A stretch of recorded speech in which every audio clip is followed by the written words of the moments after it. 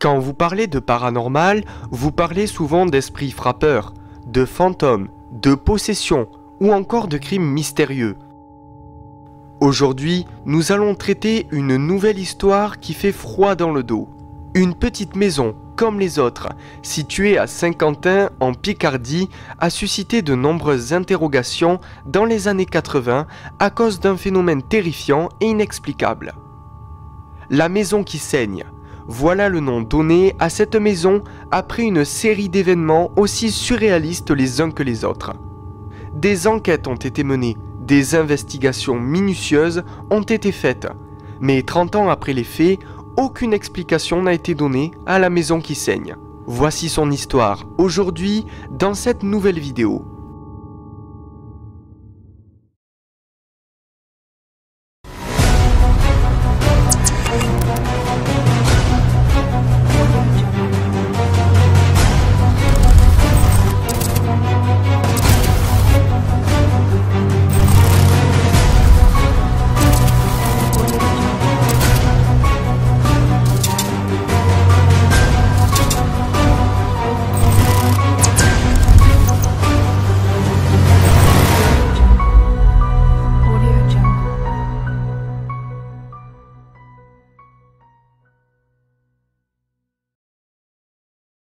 J'ai averti mes parents. Nous avons été voir la police municipale qui ne nous croyait pas tellement au début. Quand ils sont venus, ils ont constaté les taches de sang. Les policiers ont pensé que c'était le chien qui aurait pu être blessé à la queue et projeter du sang partout. Nous avons regardé et le chien n'était pas blessé. Au 74 cité de Mulhouse, dans le quartier de Remcourt, à Saint-Quentin, dans l'Aisne, se situe la fameuse maison qui a créé la stupeur en 1986. Lucie Bellemare et Jean-Marc Bellemare sont locataires de la petite maison depuis 1 an. Jean-Marc est chauffeur routier et il est souvent absent à son domicile. Quant à Lucie Bellemare, elle est sans emploi. À cette époque, la maison est décrite comme propre et jolie. Elle ne possède pas d'extérieur, mais semble faire le bonheur du couple Bellemare. Lucie, sans emploi, passe ses journées dans la maison avec le chien de la famille en attendant que son mari rentre à son domicile.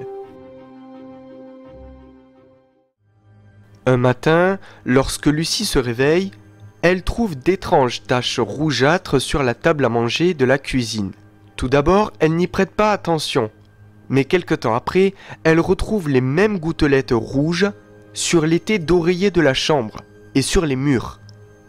Elle décide de nettoyer l'étrange pigment en pensant que cela venait de la peinture parce que dès leur arrivée, le couple avait refait la peinture des murs de la maison.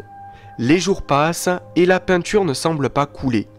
Lucie ne constate aucun élément mystérieux. Cependant, quelques jours après, pendant la nuit, Lucie est réveillée par des bruits de meubles qui se déplacent. Ces étranges phénomènes surviennent de plus en plus et les fameuses taches rougeâtres réapparaissent sur les murs, sur l'étai d'oreiller, sur la table. Bref, Lucie aura beau nettoyer, les fameuses taches rougeâtres reviendront tout le temps.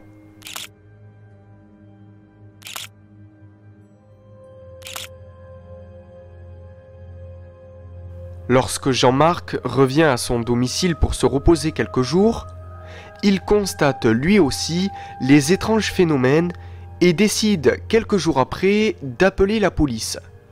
Pour comprendre le mystère de la maison, le brigadier-chef Guy Piette et le brigadier Pierre Separo décident d'ouvrir une enquête. Ces 2 gendarmes sont expérimentés dans leur métier et ils se disent que l'affaire n'est pas grave, c'est sûrement un phénomène naturel, voire un canular. Un soir, une expérience est tentée par les 2 gendarmes dans la maison. Les murs sont totalement lessivés et de la farine est posée au sol. La maison est fermée à double tour pour la nuit et il n'y a personne à l'intérieur. Le lendemain matin, les gendarmes vont constater leur expérience et la maison délivre une vision d'horreur. Les murs sont couverts de liquide rouge ressemblant à du sang et la farine n'a pas bougé. aucune trace de pas humain ni aucune trace de pas autre n'est observée. Enfin, une analyse de ce fameux liquide rouge est réalisée. Et comme par hasard, il s'agit bel et bien de sang humain.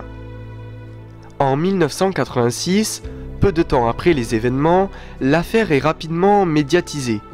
FR3 réalise un reportage sur cette maison qui est appelée la maison qui saigne. Rapidement, la maison est un lieu qu'il faut voir, et certaines personnes racontent voir des choses étranges dans la maison. Mais il ne faut pas prendre en compte ces déclarations, car beaucoup de personnes voulaient passer dans une émission de télé, et beaucoup souhaitaient accentuer le mystère. Nous allons faire l'enquête.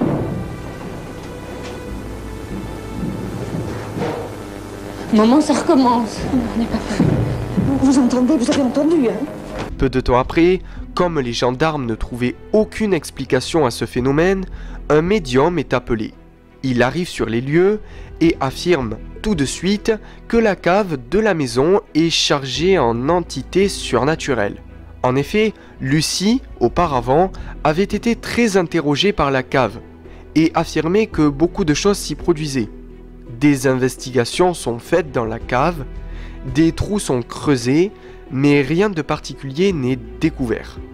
Aucune explication surnaturelle, physique ni naturelle n'est donnée à ce phénomène, si bien que le couple belle-mère finit par quitter la petite maison peu de temps après.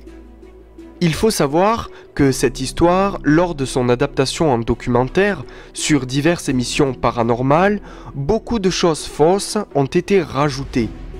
Quand les belles-mères ont quitté la maison, les phénomènes se sont arrêtés comme par magie, et les locataires suivant les belles-mères n'ont pas été hantés dans cette maison. Donc, pourrait-on penser à un énorme canular? Peut-être. Cependant, attention, le sang en grande quantité retrouvé sur les murs est toujours inexplicable.